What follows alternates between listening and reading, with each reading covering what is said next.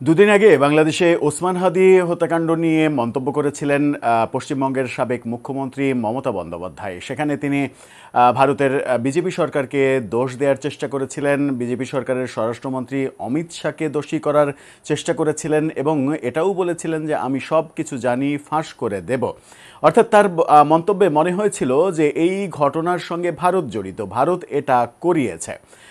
এটাকে অনেকেই বলেছেন যে পশ্চিমবঙ্গের নোংরা রাজনীতির একটা দৃষ্টান্ত, তারা নোংরামি করছে।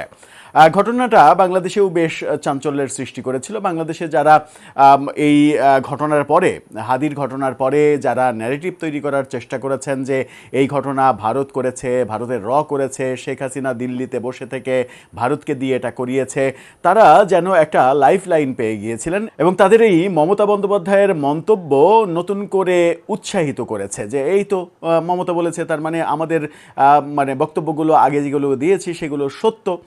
সেরকম একটা পরিস্থিতিতে বিপদে পড়েছেন এবার মমতা বন্দ্যোপাধ্যায়। এই যে মন্তব্য, এই মন্তব্য রাষ্ট্রবিরোধী এবং রাষ্ট্রদ্রোহিতা, এই অপরাধে, এই অভিযোগে মমতার বিরুদ্ধে হয়ে গেল ভারতে মামলা। সব মিলিয়ে বাংলাদেশের রাজনীতি, বাংলাদেশের রাজনৈতিক পরিস্থিতি ভারতকে কিভাবে প্রভাবিত করছে সেটার একটা দৃষ্টান্ত আমরা দেখছি। চলুন একটু জেনে দেখি মমতার ব্যাপারে বিজেপি সরকার কি করতে চলেছে, কি হচ্ছে মামলা নিয়ে, মামলাবাজির দৃষ্টান্ত নিয়ে। থাকবেন পলিটিক্স টিভির নিয়মিত আয়োজনে।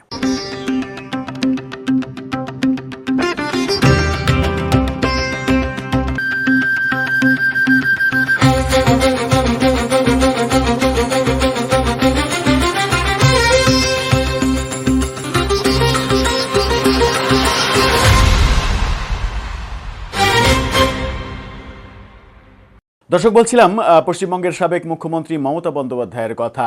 শুভেন্দুর কাছে তার পরাজয়ের পরে বিজেপি বিরোধী নানা ধরনের বক্তব্য দিয়েছেন। তার দলের অবস্থাও একেবারে টালমাটাল, দল ভেঙে যাচ্ছে, কয়েক টুকরো হচ্ছে, সমস্ত কমিটি বিলুপ্ত করা হয়েছে। এরকম একটা পরিস্থিতিতে বাংলাদেশের ওসমান হাদির ঘটনাকে কেন্দ্র করে তার মন্তব্য এবার ভারত সরকার এবং ভারতের রাজনীতিবিদদের কাঁপিয়ে তুলছে। তার বিরুদ্ধে হয়েছে মামলা। এই শিরোনামটা দেখে নিন। হাদি হত্যাকাণ্ড নিয়ে মন্তব্য, মমতার বিরুদ্ধে রাষ্ট্রদ্রোহের মামলা। বাংলাদেশের এই ঘটনাকে কেন্দ্র করে রাষ্ট্রদ্রোহিতা সহ একাধিক জামিন অযোগ্য ধারায় মামলা দায়ের করা হয়েছে। শিলিগুড়ি সাইবার ক্রাইম থানায় মমতার বিরুদ্ধে এই অভিযোগ দায়ের করেন কলকাতা হাইকোর্টের জলপাইগুড়ি সার্কিট বেঞ্চের আইনজীবী রিঙ্কু চ্যাটার্জি সিং। শিলিগুড়িতে এই ঘটনা ঘটেছে। অভিযোগকারীর দাবি, মমতা বন্দ্যোপাধ্যায় নির্বাচন কমিশন ও কেন্দ্রীয় বাহিনীর নিরপেক্ষতা নিয়ে প্রশ্ন তুলে জনমনে ঘৃণা তৈরির অপচেষ্টা করেছেন। এছাড়া বাংলাদেশের একটি হত্যাকাণ্ডের ঘটনায় ভারত সরকার ও কেন্দ্রীয় স্বরাষ্ট্রমন্ত্রীকে জড়িয়ে তার মন্তব্য আন্তর্জাতিক স্তরে দেশের সম্মান ক্ষুণ্ণ করেছে এবং তার মন্তব্যের কারণে প্রতিবেশী রাষ্ট্রের সঙ্গে কূটনৈতিক সংকট তৈরি হতে পারে। এই মন্তব্য দুই দেশের সাম্প্রদায়িক সম্প্রীতি ও জাতীয় নিরাপত্তার জন্য বড় হুমকি বলেও অভিযোগপত্রে উল্লেখ করা হয়েছে।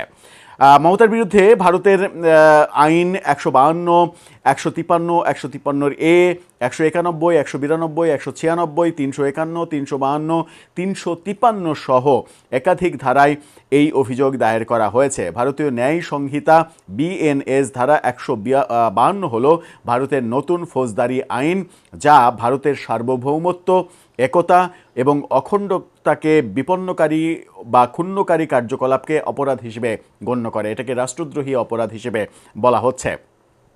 এই মামলার পরে যেটা অবস্থা হবে, অনেক বড় রিপোর্টে যাচ্ছি না। মমতার বিরুদ্ধে এই মামলার পরবর্তী অবস্থা এখন দেখার বিষয় যে মমতাকে গ্রেপ্তার করা হয় কিনা, গ্রেপ্তার করে তার কাছে জানতে চাওয়া হয় কিনা যে এই ধরনের মন্তব্য তিনি কেন করলেন।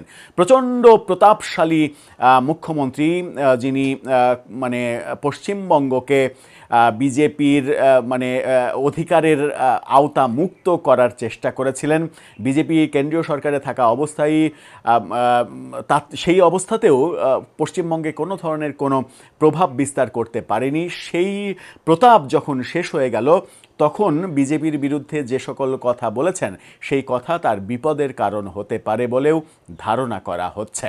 সব মিলিয়ে ভারতকে যেভাবে তিনি ট্যাগ দিয়েছেন, দায়ী করেছেন যে ওসমান হাদির এই ঘটনা ভারত করিয়েছে, এটা তার দেশের একজন নাগরিক হিসেবে দেশের বিরুদ্ধে এই ধরনের কথাবার্তা শুধুমাত্র রাজনৈতিক নোংরামির জন্য কতটা গ্রহণযোগ্য সেই প্রশ্ন ভারতে উঠেছে। গোটা ভারত উত্তপ্ত হয়েছে, উত্তাপ ছাড়িয়েছে বিভিন্ন রাজ্যে, কারণ এটা একটা বড় ঘটনা। ভারতের কেন্দ্রীয় সরকার কেন্দ্রীয় স্বরাষ্ট্রমন্ত্রীকে, যেমন তিনি বলেছেন, স্বরাষ্ট্রমন্ত্রী তাকে ফোন দিয়ে বলেছেন যে এই খবর, মানে ওই 2 আসামি গ্রেপ্তারের পর এই খবর যেন বাইরে কেউ না জানে, এটা গোপন রাখতে হবে তোমাকে, এ ধরনের কথাও বলেছেন। সব মিলিয়ে হচ্ছে কি, ভারতে বাংলাদেশের রাজনীতি কিভাবে ভারতকে প্রভাবিত করছে, দুই দেশের সম্পর্ক তাহলে কোন দিকে যাচ্ছে? দর্শক, আপনার মন্তব্য জানিয়ে লিখতে পারেন আমাদের কমেন্ট বক্সে।